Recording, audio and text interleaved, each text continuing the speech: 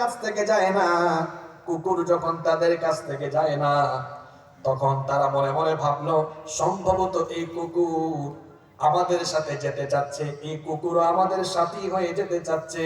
তখন তারা কুকুরটাকে সঙ্গে নিয়ে নিল।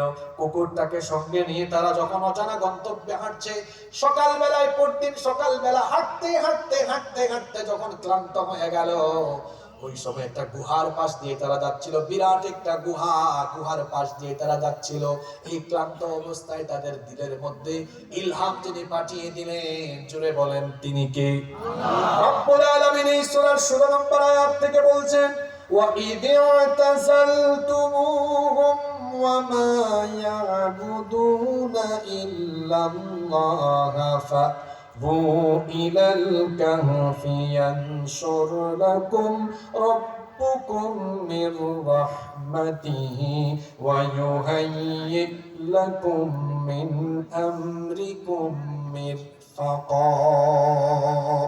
আল্লাহ তাআলা বলছেন, আর স্মরণ করো যখন তোমরা তোমাদের সম্প্রদায়কে ছেড়ে এবং সেই সকল মুক্তি ছেড়ে তোমরা বিচ্ছিন্ন হয়ে গেলে, তোমরা যখন যাচ্ছিলে অজানা গন্তব্যে, ফাউ ইলাল কাফ, আমি তখন বললাম গুহার ভেতরে তোমরা ঢুকে যাও। এই গুহার ভিতরে যদি তোমরা ঢুকে যাও, তোমাদের রব তোমাদের উপর রহমত নাজিল করবেন এবং তোমাদের চলার পথকে আরো তিনি সহজ করে দিবেন। সুবহানাল্লাহ। এই 7 জন যুবক তখন ক্লান্ত অবস্থায় গুহার ভেতরে ঢুকে গেল। গুহার ভেতরে ঢোকার পরে এই কঠিন সময়ে তারা আল্লাহর কাছে দোয়া করলো। বিপদে মুসিবতে পড়ে গেলে হতাশ হওয়া যাবে না, মনে রাখতে হবে ইমানদারের সাথে যিনি থাকেন, জোরে বলেন তিনি কে? এই যুবকেরা কঠিন সেই বিপদে, এমন বিপদ জালিম বাদশার সেনাবাহিনী যদি পায় ধরে নিয়ে কল্লা কেটে ফেলবে, কঠিন এই সময়ে তারা কেউ বিচলিত হয় নাই। গুহার ভেতরে তারা ঢোকার পরে দোয়া করে আল্লাহর কাছে তারা চাইলো 2টা বিষয়। জুড়ে বলেন কয়টা বিষয়? কি চাইলো? 10 নম্বর আয়াত থেকে আল্লাহ তাআলা বড় সুন্দর করে বলছেন, ইল আওয়াল ফিতয়াতু ইলাল কাহফি ফাকালু রব্বানা আতিনা মিন লাদুনকা রাহমাতান ওয়া হাইয়্যি লানা মিন আমরিনা রাশাদা। আল্লাহ তাআলা বলছেন, আর স্মরণ করো এই যুবকেরা যখন গুহায় ঢুকলো তখন তারা আমাকে বলল, রব্বানা আতিনা মিন লাদুনকা রাহমা, হে আমাদের রব আমাদের উপরে তোমার তরফ থেকে রহমত নাজিল করেন। জোরে বলেন কি নাজিল করেন? 1 নম্বরে আল্লাহর কাছে তারা রহমত চাইলো। 2 নম্বরে বলল, ওয়া হাইয়্যি লানা মিন আমরিনা রাশাদা,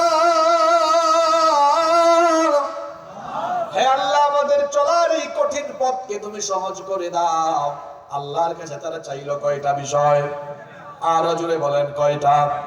1 নম্বরে রহমত, 2 নম্বরে চাইলো কঠিন এই সময়টাকে, কঠিন এই পথটাকে তিনি যেন সহজ করে দেন। আল্লাহ তাআলা তাদের 2টা দোয়াই কবুল করলেন।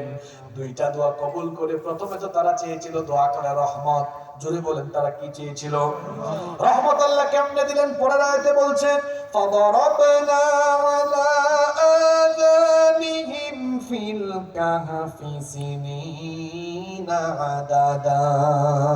আল্লাহ তাআলা বলছেন, আমি তাদের কানকে বন্ধ করে দিই, কানের পর্দাকে বন্ধ করে দিই, আমি তাদেরকে রহমতের ঘুম, আরামের ঘুম 100 বছর পারিয়ে রাখলাম।